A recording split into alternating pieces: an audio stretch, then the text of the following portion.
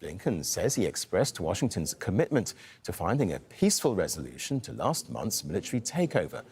The coup leaders have refused diplomatic appeals to return to civilian rule. Charles Stratford has more now from Dakar in Senegal.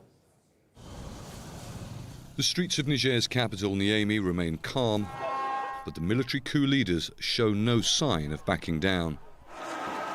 Instead, announcing more new officials to replace the government of democratically elected President Mohamed Bazoum, who they have held in detention since July the 26th.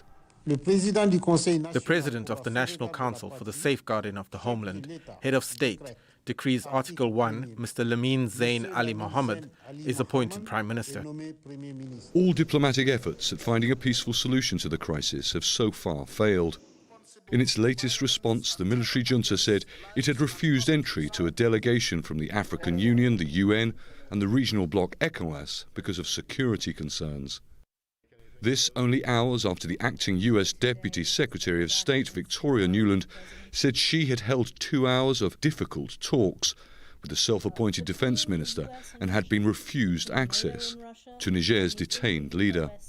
The US says it still remains hopeful diplomacy can work. The window of opportunity is definitely still open.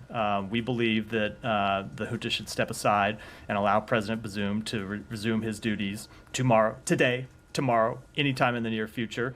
ECOWAS is struggling to pull together a military force comprised of soldiers from member states which it has threatened to use as a last resort in a potential military operation to reinstate the deposed Nigerian president.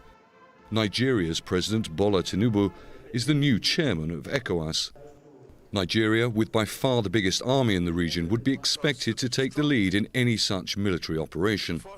But President Tinubu is facing opposition from Nigerian MPs, including those in his own party and his people, who fear the considerable risk of sparking a wider regional war.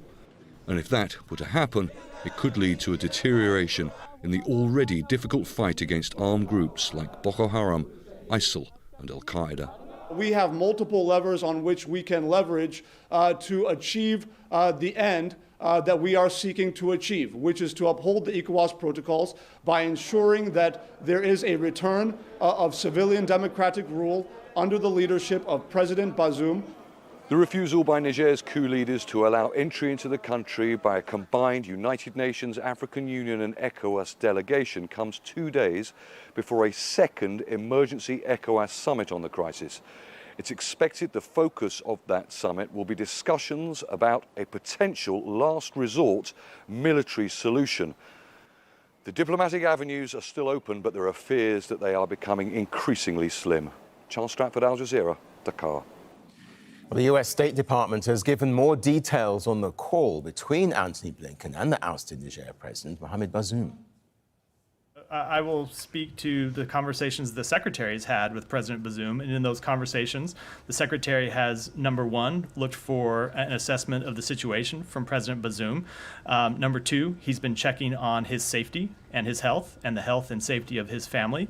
And number three, he has been assuring him that we support the return to the constitutional order, and that is the position of the United States, and that is what we are trying to work towards. All right, I promise. Is the U.S. still in a position of not calling what's happening in Niger a coup? It is at this point an attempted military takeover, but again, we are still working to achieve a different outcome, and we are hoping to see President Bazoum released from house arrest and able to resume his duties. Well, as we heard there, members of the West African bloc ECOWAS will be gathering in Nigeria's capital on Thursday. Well, let's get more on this now with Ahmad Idris, who's in Abuja. Ahmed, what can we expect from this meeting tomorrow then, given that the coup leaders have shown no sign of ceding power? Well, basically, a lot of people expect the leaders to stick to the diplomatic solution, to allow it more time.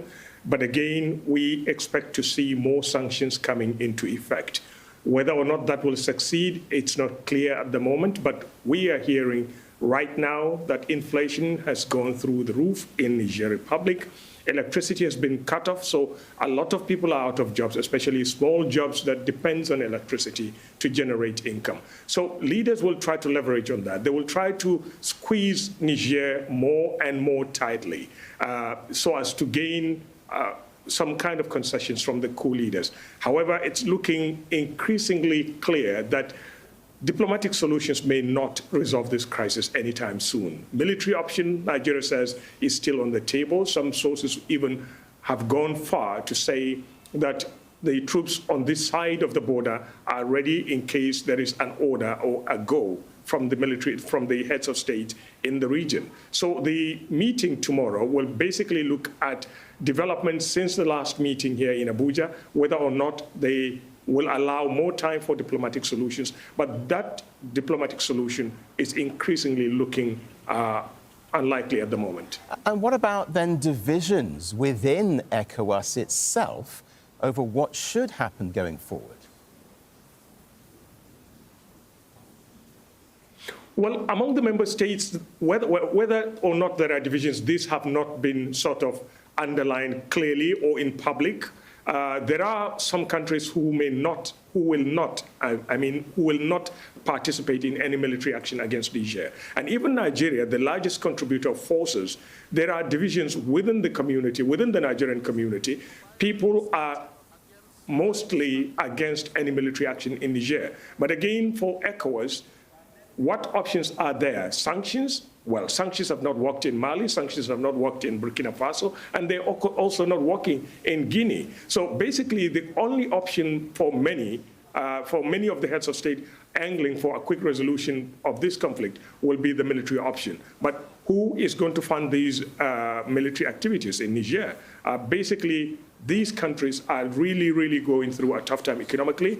They cannot, at the moment, devote a lot of funds away from development projects to a military action in Niger Republic. But a lot of political analysts in the region we've spoken to says the ECOWAS has already shot itself in the foot since the beginning. Since the coup in Mali, it was dilly-dallying, putting sanctions and lifting sanctions. And some people believe that the presence of technical advisors, military advisors from Mali and Burkina Faso, especially in Niger at the moment, is sort of making the Niger coup leaders more and more stubborn. So basically, they don't expect to see any resolution through diplomatic means, because these two countries realize that if Niger is resolved quickly, then there will be more pressure on them to relinquish power to civilian administrations in Mali and Burkina Faso and probably Guinea as well. Okay, Ahmed, thanks for that update. Live for us from Abuja. Thank you.